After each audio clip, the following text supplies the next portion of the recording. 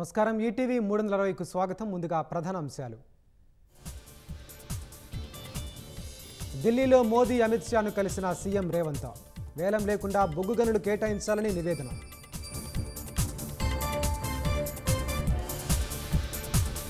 రాష్ట్ర ప్రయోజనాల కోసమే ప్రధానిని హోంమంత్రిని కలిశాం.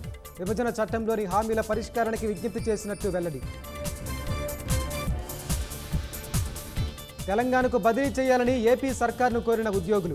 10 ఏళ్లుగా స్వరాష్ట్రానికి దూరంగా ఉంటున్నామని ఆవేదన. నైతికంగా రాజ్యసభ సభ్యత్వానికి రాజీనామా చేశానన్న కేకే. ఫిరాయింపు బారాస ఎమ్మెల్యే పరిస్థితి ఏంటని కేటీఆర్ సెటైర్.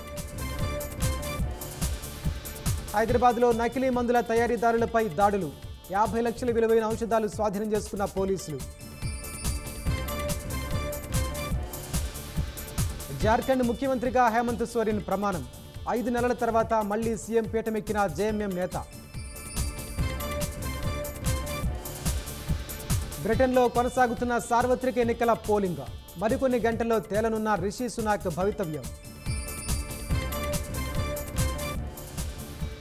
కాసేపట్లో వరల్డ్ కప్ ఛాంపియన్లకు బీసీసీఐ సన్మానం.